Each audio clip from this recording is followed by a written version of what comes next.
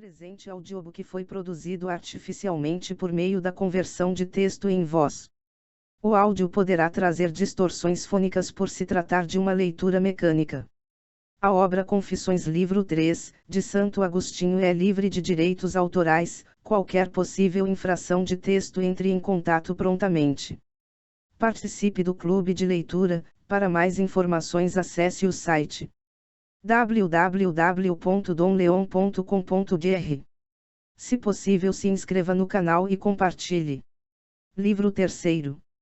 Capítulo I. O gosto do amor.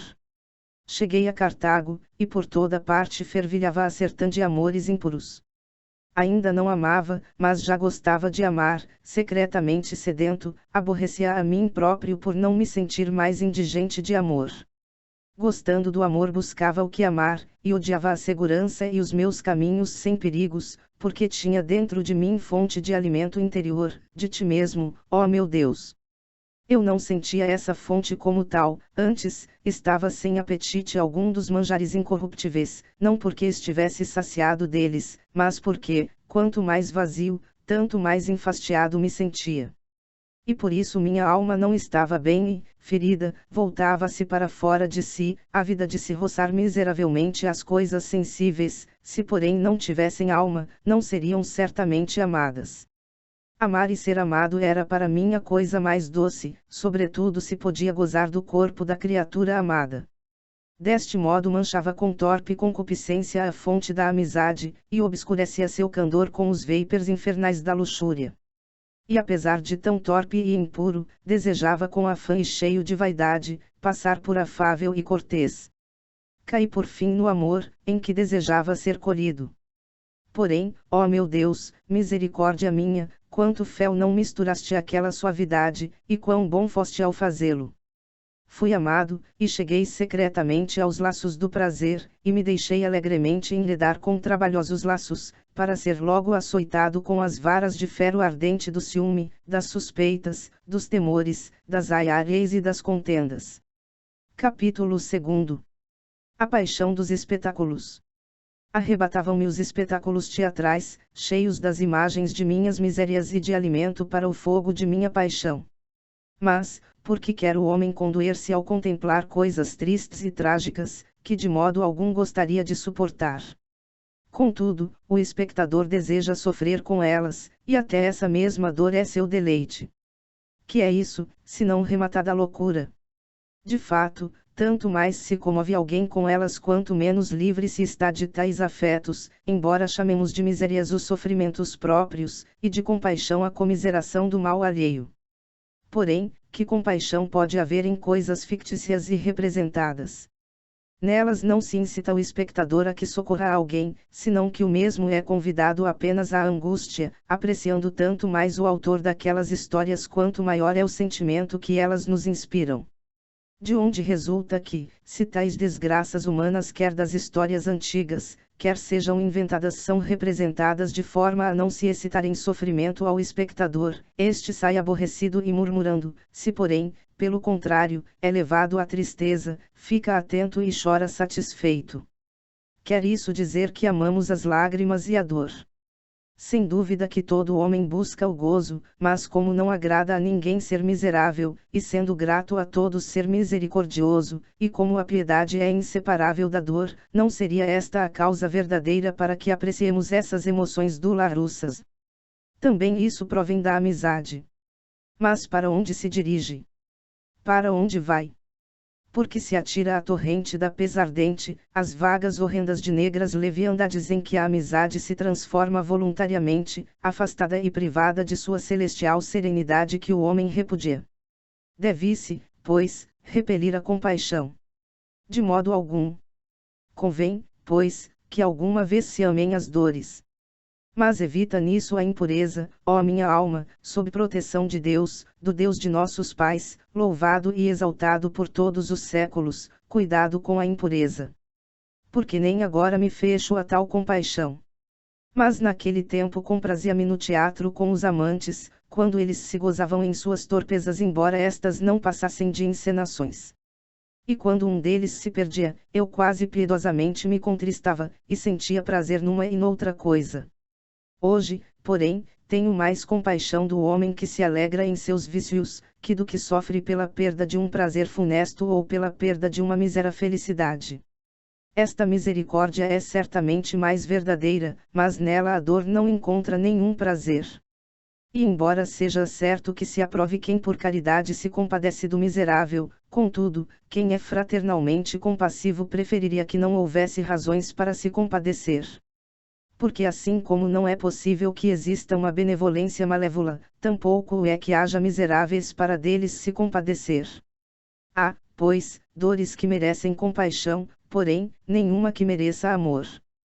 Por isso tu, Deus, que amas as almas muito mais elevadamente que nós, te compadeces delas de modo muito mais puro, porque não sentes nenhuma dor. Mas quem será capaz de chegar a isso? Mas eu, desventurado, amava então a dor, e buscava motivos para senti-la. Naquelas desgraças alheias, falsas e mímicas, agradava-me tanto mais a ação do ator, e me mantinha tanto mais atento quanto mais copiosas lágrimas me fazia derramar. Mas, que admira que eu, infeliz ovelha transviada de teu rebanho, por não aceitar tua proteção, estivesse atacado de ronha asquerosa.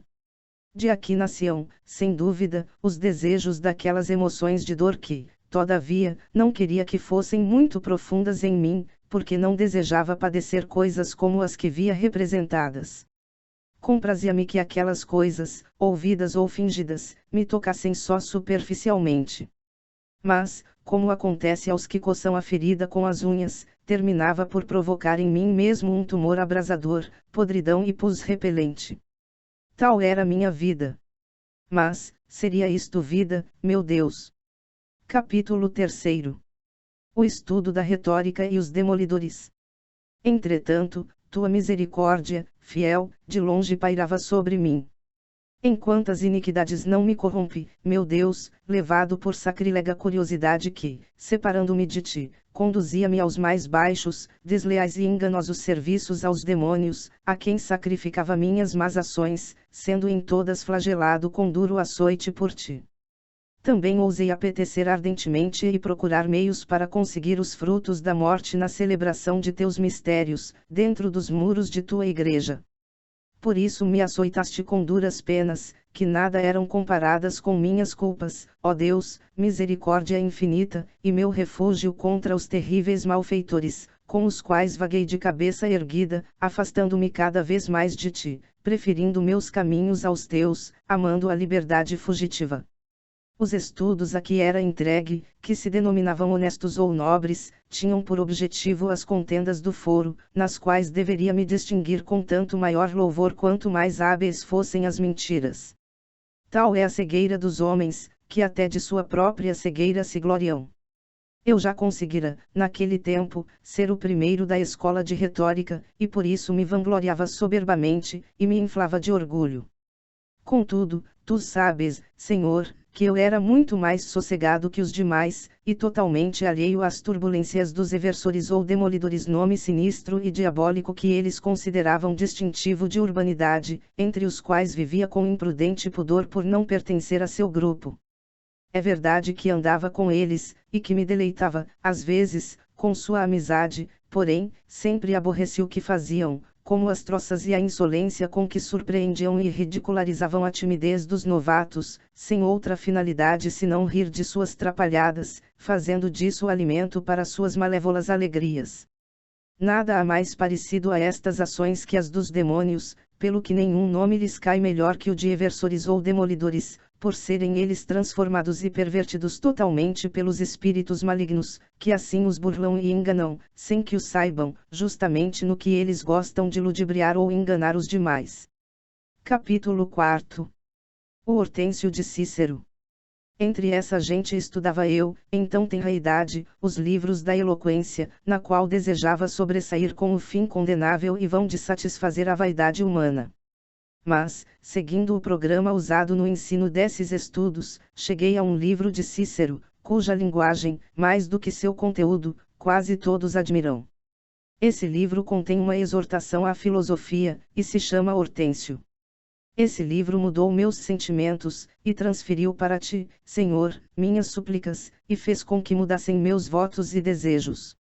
Subitamente, tornou-se vil a meus olhos toda a vã esperança, e com incrível ardor de meu coração suspirava pela sabedoria imortal, e comecei a me reerguer para voltar a ti.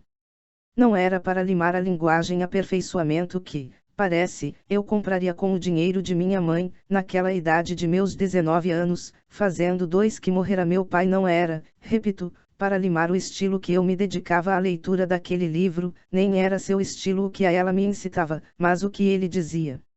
Como ardia, meu Deus, como ardia meus desejos de voar para ti das coisas terrenas, sem que eu soubesse o que obravas em mim. Porque em ti está a sabedoria, pela qual aquelas páginas me apaixonavam. Não faltam os que nos iludam servindo-se da filosofia, colocando ou encobrindo seus erros com nome tão grande, tão doce e honesto. Mas quase todos os que assim fizeram em seu tempo e em épocas anteriores, são apontados e refutados nesse livro. Também se encontra ali bem claro aquele salutar aviso de teu Espírito, dado por meio de teu servo bom e piedoso, Paulo, vede que ninguém vos engane com vãs filosofias e argúcias sedutoras, de acordo com a tradição dos homens e os ensinamentos deste mundo, e não de acordo com Cristo, porque é nele que habita corporalmente toda a plenitude da divindade. Mas então tu bem o sabes, luz de meu coração, eu ainda não conhecia o pensamento de teu apóstolo. Só me deleitava naquelas palavras de exortação, o fato de me excitarem fortemente, inflamando-me a amar, a buscar, a conquistar, a reter e a abraçar não a esta ou aquela seita, senão a própria sabedoria, onde quer que estivesse. Só uma coisa me arrefecia tão grande ardor, não ver ali o nome de Cristo.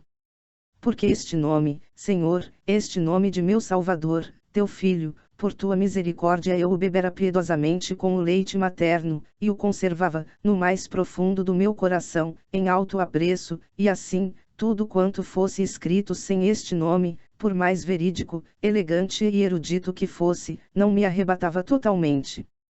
Capítulo V. A desilusão das Escrituras. Em vista disso, decidi dedicar-me ao estudo da Sagrada Escritura, para a conhecer. Vi ali algo encoberto para os soberbos e obscuro para as crianças, mas humilde a princípio e sublime à medida que se avança o velado de mistérios, e eu não estava disposto a poder entrar nela, dobrando a cerviz à sua passagem. Contudo, ao fixar nela a atenção, não pensei o que agora estou dizendo, mas simplesmente me pareceu indigna de ser comparada com a majestade dos escritos de Cícero. Meu orgulho recusava sua simplicidade, e minha mente não lhe penetrava o íntimo. Contudo, a agudeza desta visão haveria de crescer com os pequenos, mas eu de nenhum modo queria ser criança e, enfatuado de soberba, considerava-me grande. Capítulo 6. A sedução do maniqueísmo. Deste modo vim cair com uns homens que deliravam orgulhosos, demasiado carnais e loquazes, em sua boca havia laços diabólicos e engodo pegajoso feito com as sílabas de teu nome, do nosso Senhor, Jesus Cristo, e do nosso Paráclito e Consolador, o Espírito Santo.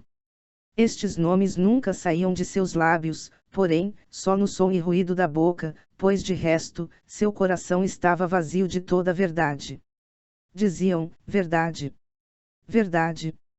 E, incessantemente, falavam-me da verdade, que nunca existiu neles, antes, diziam muitas falsidades, não apenas de ti, que és verdade por excelência, mas também dos elementos deste mundo, criação tua. Sobre isso, mesmo quando os filósofos diziam a verdade, tive de ultrapassá-los nos raciocínios por amor de ti, ó Pai sumamente bom, beleza de todas as belezas. Ó verdade, verdade! Quão intimamente suspiravam por ti as fibras da minha alma, quando eles te faziam soar ao meu redor frequentemente e de muitos modos, embora apenas com as palavras e em seus muitos e volumosos livros. Estes eram as bandejas nas quais, estando eu faminto de ti, serviam-me em teu lugar o sol e a lua, formosas obras de tuas mãos, porém, obras tuas, e não a ti, nem sequer das principais. De fato, tuas obras espirituais são superiores a estas corporais, ainda que estas sejam brilhantes e celestes. Mas eu tinha sede e fome não daquelas primeiras, mas de ti mesmo, ó verdade, na qual não há mudança nem obscuridade momentânea.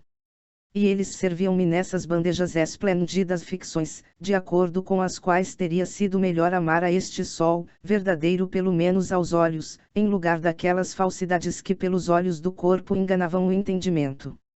Contudo, como as tomava por ti, alimentava-me delas, não certamente com avidez, porque não tinham o teu gosto, pois não iras àqueles vãos fantasmas nem me nutria com elas, antes sentia-me cada vez mais debilitado.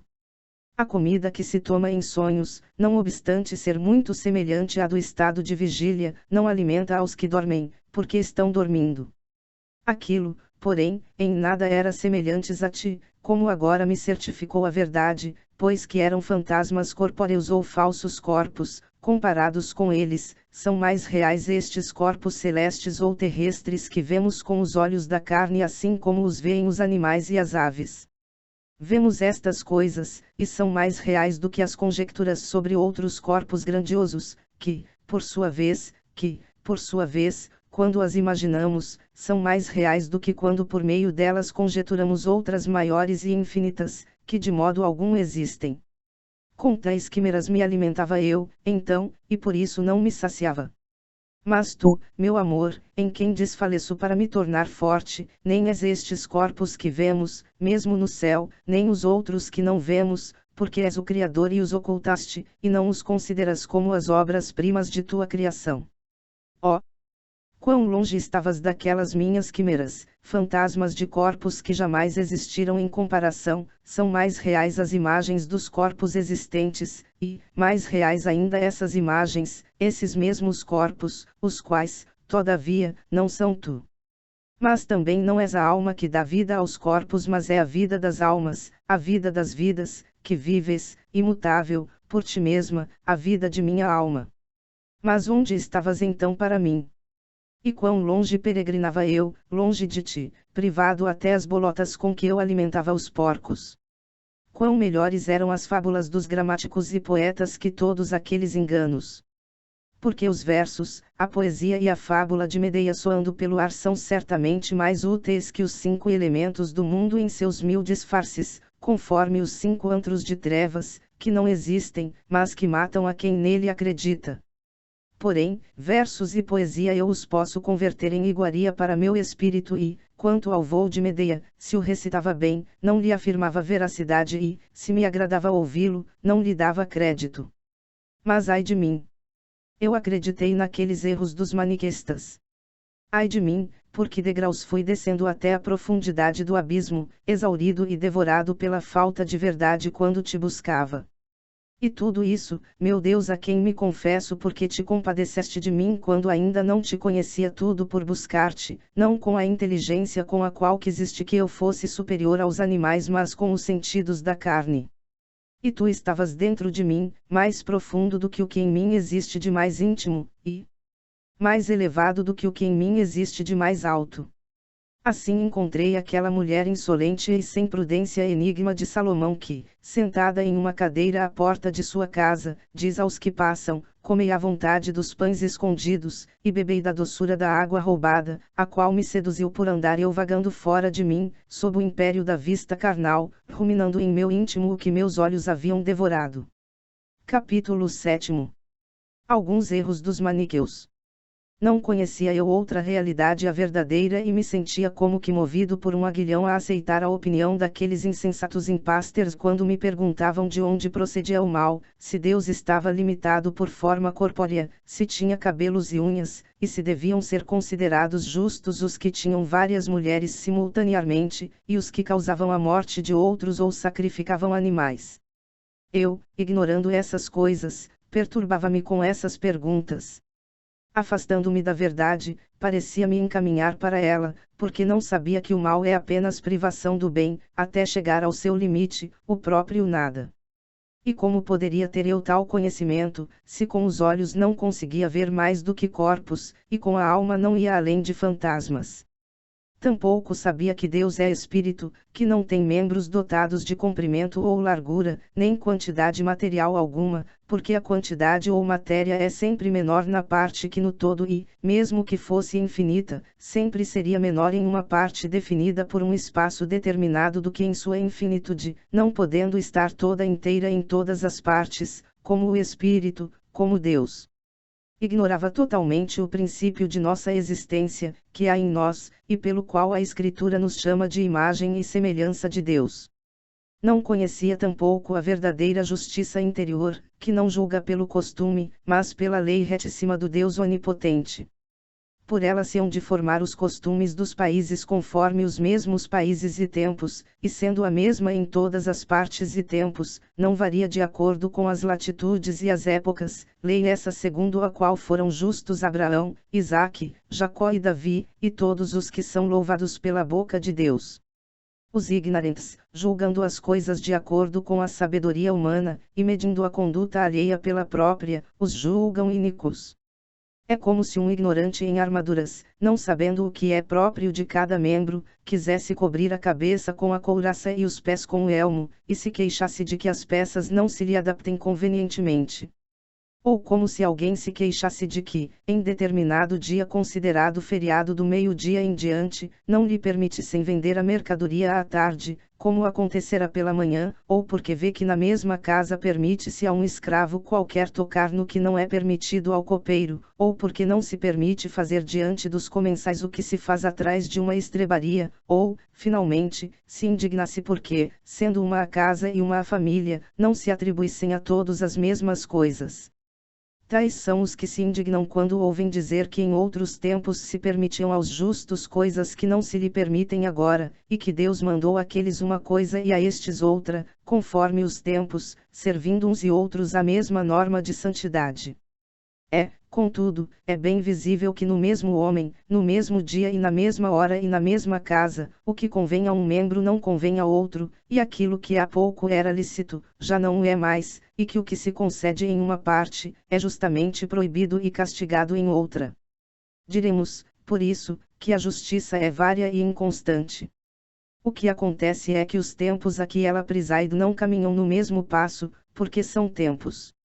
Mas os homens, cuja vida terrestre é breve, por não saberem harmonizar as causas dos tempos idos, e das gentes que não viram nem conheceram, com as que agora veem e experimentam e, como também veem facilmente o que no mesmo corpo, na mesma hora e lugar convém a cada membro, a cada tempo, a cada parte e a cada pessoa, escandalizam-se com as coisas daqueles tempos, enquanto aceitam as de agora.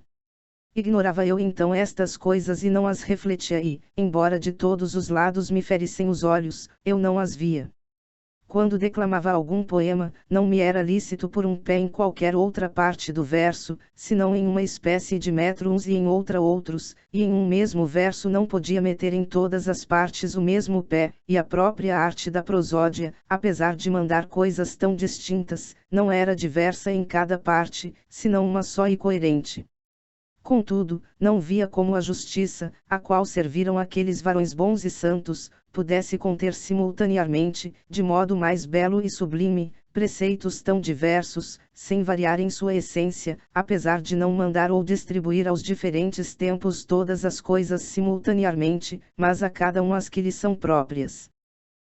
Cego, censurava aqueles piedosos patriarcas, que não só usavam do presente como Deus lhes mandava e inspirava, mas também prediziam o futuro conforme Deus lhes revelava.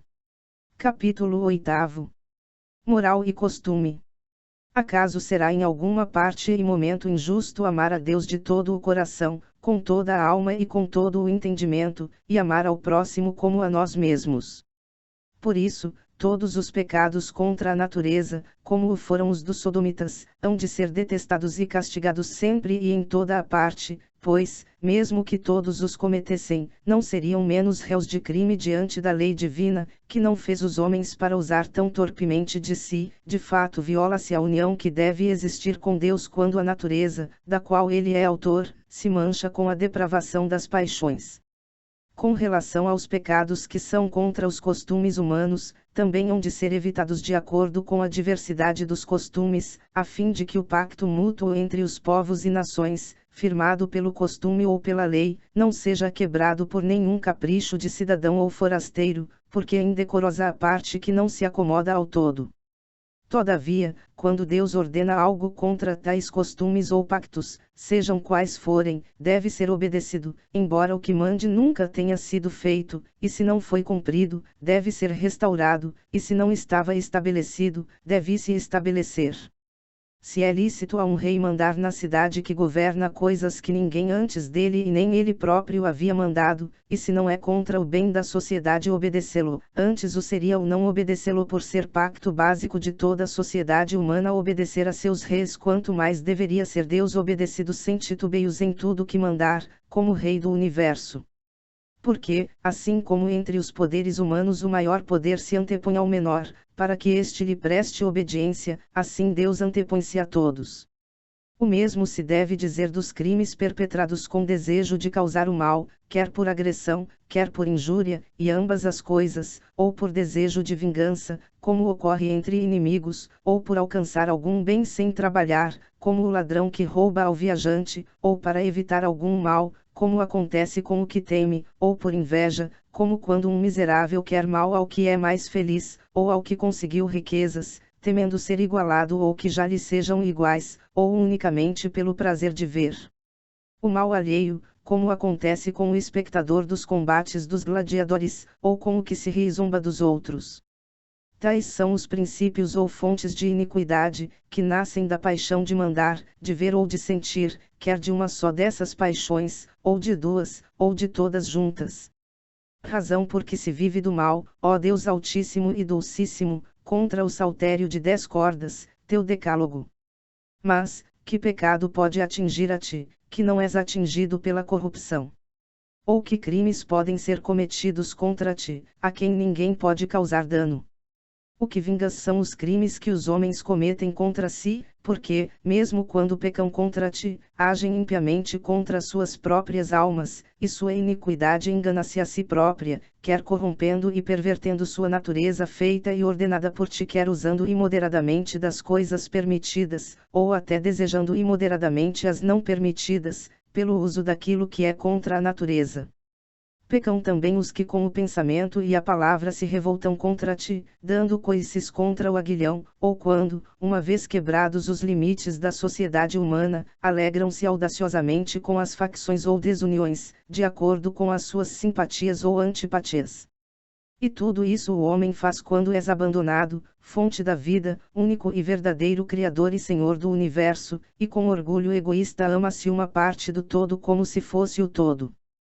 Essa é a razão pela qual só se pode voltar para ti com piedade humilde, para assim nos purificares nossos maus costumes, pela piedade te mostras propício com os pecados dos que te confessam, e ouves os gemidos dos cativos, e nos livras dos grilhões que nós mesmo forjamos, contanto que não ergamos contra ti os chifres de uma falsa liberdade, quer arrastados pela cobiça de mais haveres, quer pelo temos de perder tudo, preferindo nosso próprio egoísmo a ti, bem de todos. Capítulo 9. Pecados e imperfeições. Mas, entre tantas maldades, crimes e iniquidades, estão os pecados dos que progridem, pecados que os homens de bom juízo vituperam, segundo a regra da perfeição, e louvam pela esperança de frutos futuros, como o verde é promissor das colheitas.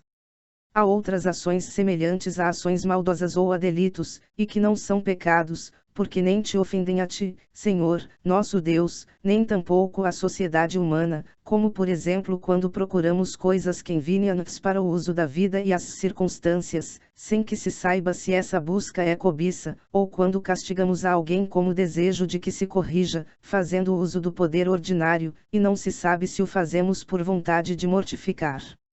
Por isso, muitas ações que parecem condenáveis aos homens, são aprovadas por teu testemunho, e muitas, louvadas pelos homens, são condenadas por teu testemunho, porque muitas vezes as aparências do ato diferem das intenções do seu autor, assim como circunstâncias ocultas do tempo.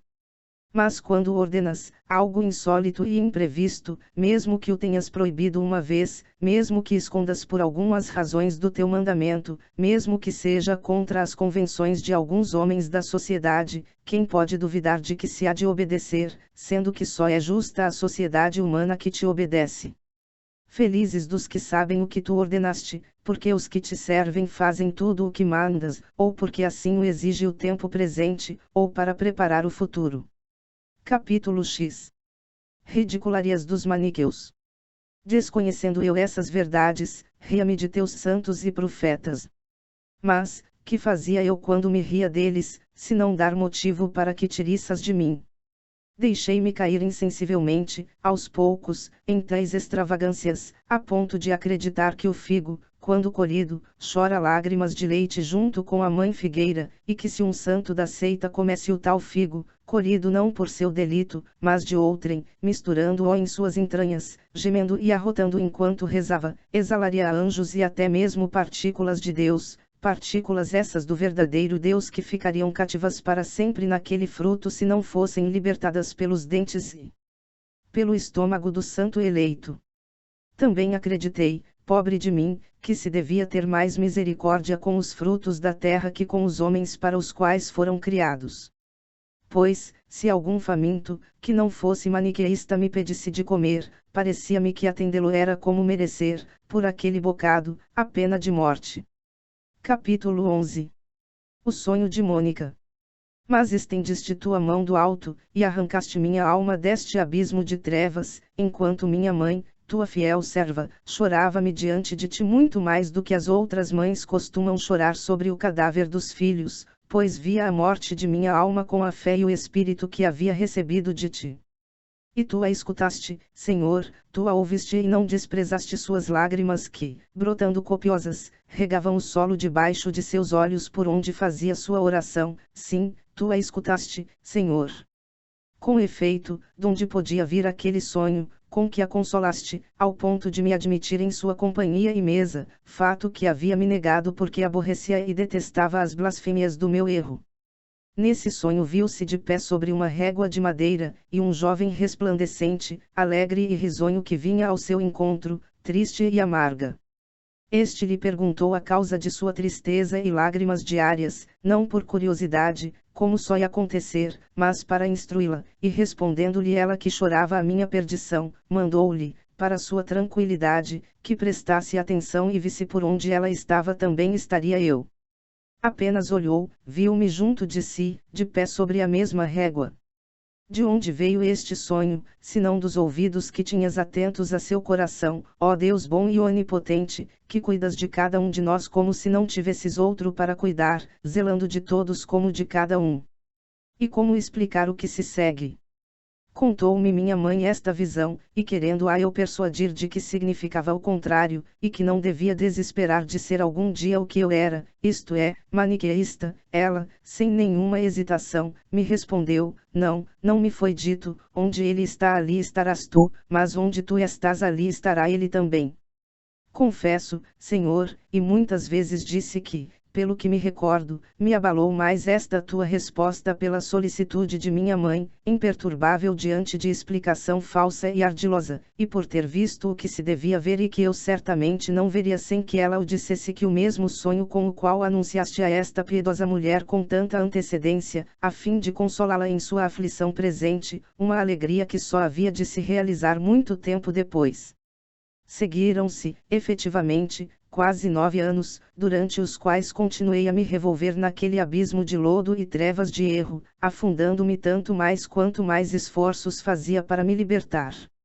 Entretanto, aquela piedosa viúva, casta e sóbria como as que tu amas, já um pouco mais alegre com a esperança, porém, não menos solicita em suas lágrimas e gemidos, não cessava de chorar por mim em tua presença em todas as horas de suas orações, e suas preces eram aceitas a teus olhos, mas deixava-me ainda revolver-me e envolver-me naquela escuridão. Capítulo 12. Uma profecia. Nessa mesma ocasião deste a minha mãe outra resposta, de que ainda me lembro, pois passo em silêncio muitas circunstâncias, pela pressa que tenho de chegar àquelas que te devo confessar com mais urgência, ou porque não as recordo, deste-lhe outra resposta por meio de um teu bispo, educado em tua igreja e exercitado em tuas escrituras.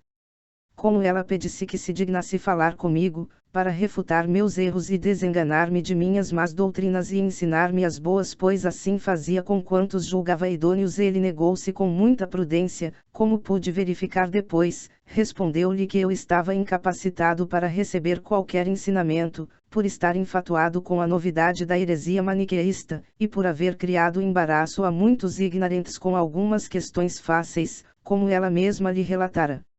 Deixe-o, disse, e unicamente or por ele ao Senhor. Ele mesmo, lendo os livros dos hereges, descobrirá o erro e reconhecerá sua grande impiedade. Ao mesmo tempo contou-lhe que, quando criança, sua mãe, seduzida pelo erro, entregara-o aos maniqueus, chegando não só a ler, mas a copiar quase todas as suas obras, e que ele mesmo, sem necessidade de que ninguém o contestasse ou convencesse, chegara a perceber a falácia daquela doutrina, abandonando-a enfim.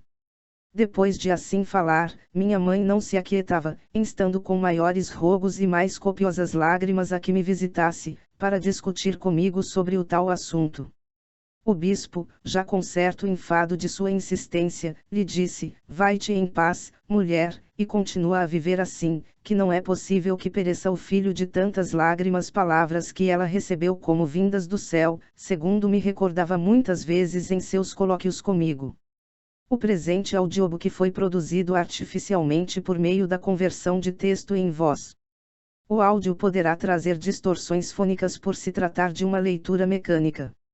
A obra Confissões, livro 3, de Santo Agostinho, é livre de direitos autorais. Qualquer possível infração de texto, entre em contato prontamente. Participe do clube de leitura. Para mais informações, acesse o site www.domleon.com.br. Se possível, se inscreva no canal e compartilhe.